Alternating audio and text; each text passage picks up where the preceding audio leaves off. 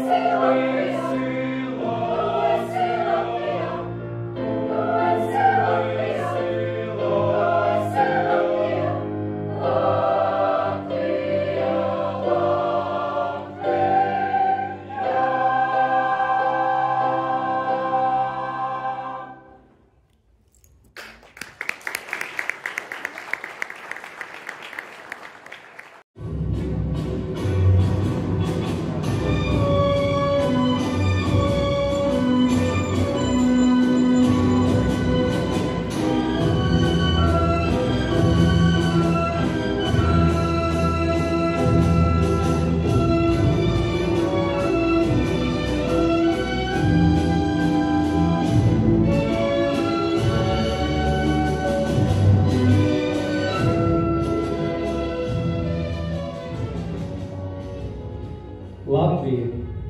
Valsts kartē ir vairāk nekā 100 gadus, taču Latvijas vārds bija zināms jau sen. Par Latviju sauca zemes, kur dzīvoja latvieši. Senos laikos Latvijas zemes bija brīvas.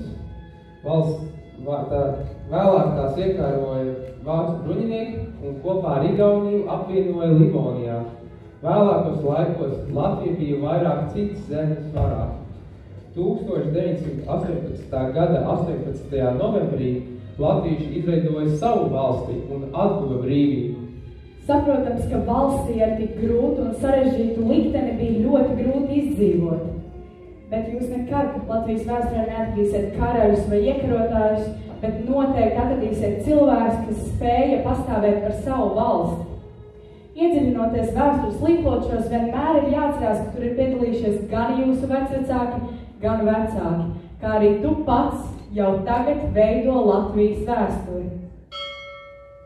Pirmā pietura Senlatvija. Lai saprastu, kā viss sākās, ieskatīsimies Latvijas vēstures pašos pirmsākumos. Senākie iedzīvotāji nodarbojās ar medniecību, zvejniecību, lopkopību un zemkopību. Latvijas teritorijā bija 5 tautas – līvi, kurši, zemgaļi, sēļi un latgaļi. Kas kaitēja man dzīvot? Raimonda Paula mūzika dejo 1. klašu tautas deju dejotāji.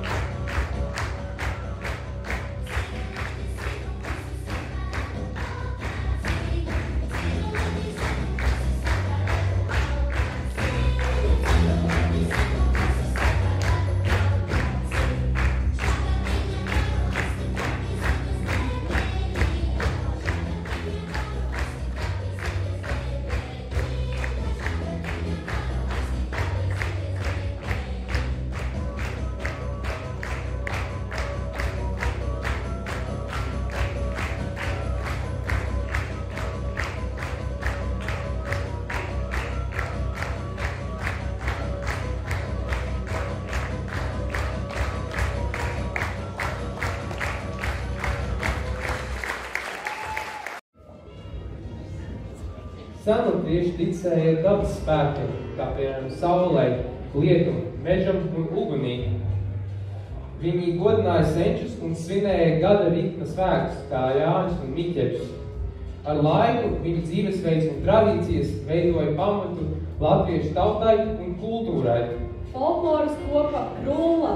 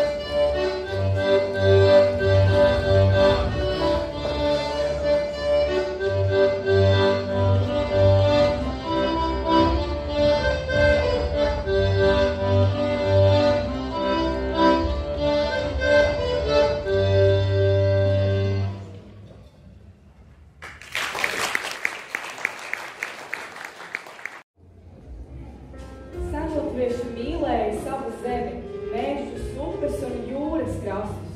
Katrs dzintara grauds, katra uguns liesma, tā bija senotviešu elpa. Tautas deja Sitieniņi dejo 2. klases skolēni.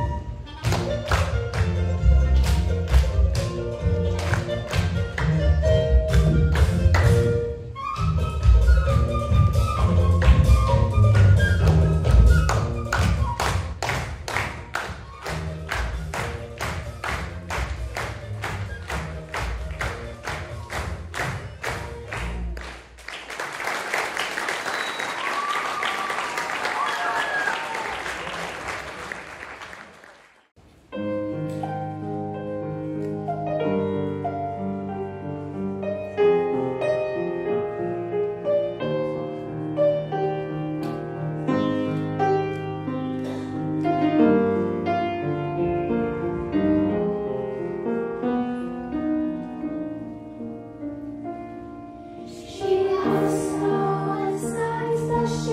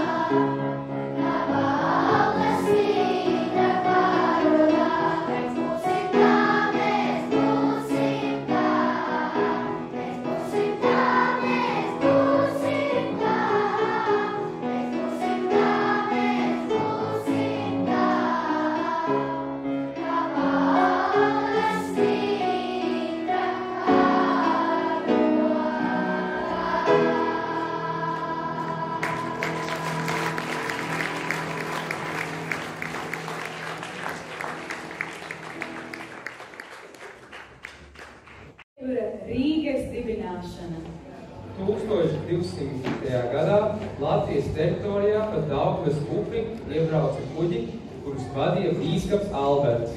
Lai piespiestu vietējos iedzīvotājus pieņemt kristīgo ticību, bīskaps rīkojās viltīgi. Viņš ielūdza lībiešu vecākos uz dzīrēm, tad tos sagūstīja un uzstādīja noteikumus, ka jāpiešķir zeme pilsētas celšanai un jādod 30 jaunekļi par ķilniekiem. Lībiešu vecākie bija spiesti piekrist, un bīskapam Albertam tika atvēlēta zeme pie Rīdzenes upes. Tur atradās vairāki ciemi. Vienu no šiem ciemiem sauca par Rīgas ciemi. Ciemos dzīvoja līvi, zemgaļi, kurši un sēļi. 1201. gadā lībiešu ciema vietā bīskaps Alberts nodibināja Rīgas pilsētu. Sāka celt mūra pils, baznīcas un citas ēkas. Pie dieviņa gari galdi dzied 5. līdz 9. klašu koris. Somebody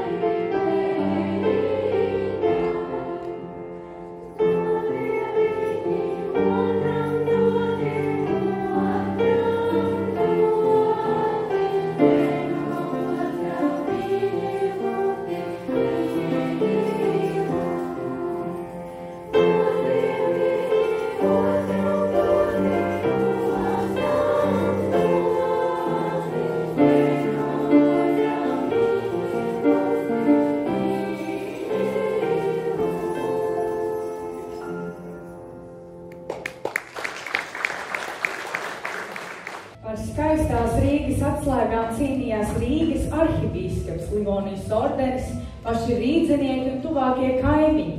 Apkārt Latvijai esošās lielvalstis nemitīgi cīnījās par kundzību Baltijas jūrā. Čību čābu dejot 3. līdz 5. klašu tautas deju kolektīvs.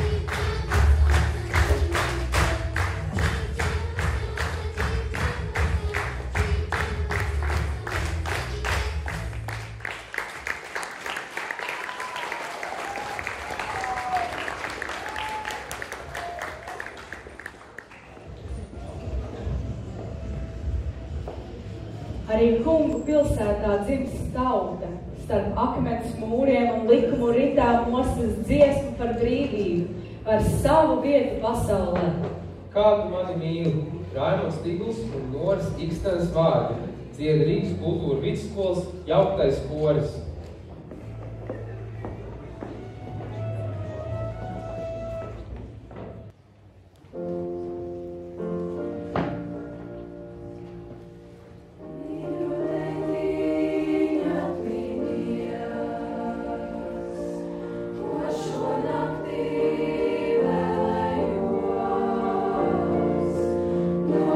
Redzēt, brīnā, ko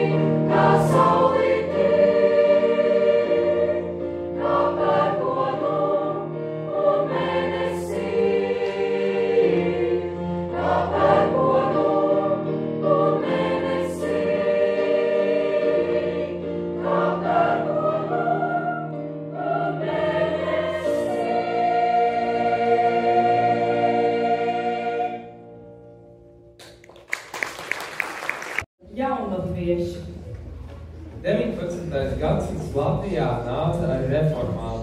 Atmodas kustību Latvijā aizsāka Tērbatas universitātes studenti, topošais tautsaimnieks Krišjāns Valdemārs, topošais valodnieks Juris Alunāns un topošais matemātiķis Krišjāns Barons. Vācieši viņus nodēvēja par jaunlatviešiem, un viņiem sašutumu radīja tas, ka Krišjāns Valdemārs pie savas istabas durvīm pielika uzraksts Latvietis, un Juris Alunāns izdeva pasaulē slavenu dzejoļu tulkojumu, lai pierādītu, cik bagāta ir latviešu valoda. Jaunatvieši uzskatīja, ka latviešiem jāiegūst izglītību un jātiec pēc turības. Tā viņi iegūst labāku ietekmi sabiedrībā. 1868. gadā nodibināja Rīgas latviešu biedrību. Tā kļuva par lielāko un nozīmīgāko latviešu organizāciju. Biedrībā darbojās zinātnieki, tautsaimnieki un mākslinieki. Kopš 1873. gada biedrība rīkoja latviešu dziesmu svētkus. Liela nozīme latviešu nacionālās pašapziņas celšanā bija izdevumam Latviju dainas, kuras apkopoja Krišjāns Barons. Mēs varam būt lepni, jo katram latvietim ir sava tautas dziesma. Zaļā zeme, Jānis Strast, Jāņa Petera vārdi, dzied Rīgas kultūra vidusskolas jauktais koris.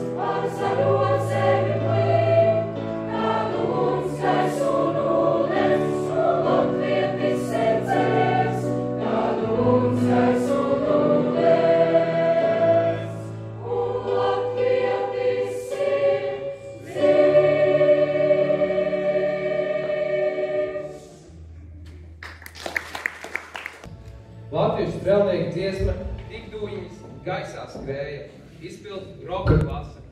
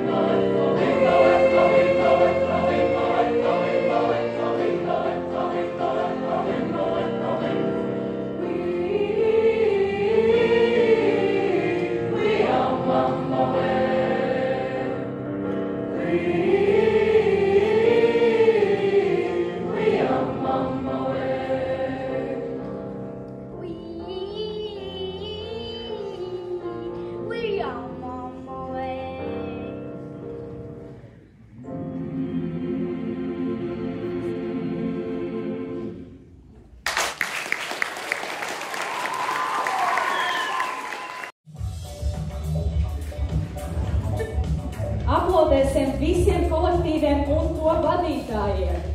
Aizvaram Zemceļā! Kakei Latvai, Jānim Būžam, Ilgai Amatai Zukreskai, Rihardam Leteram, Adelei Kaurinai Kaurinai, Inai Kikulai par svētku koncertu. paldies teicējiem Luizai Reikšai un Oto Tērneram, Paldies arī koncertstāsta teksta autorei Irgunai Kaspersonai un koncertstāsta režisoram Kristiānam Darkiņam. Daudz laimes Latvijā!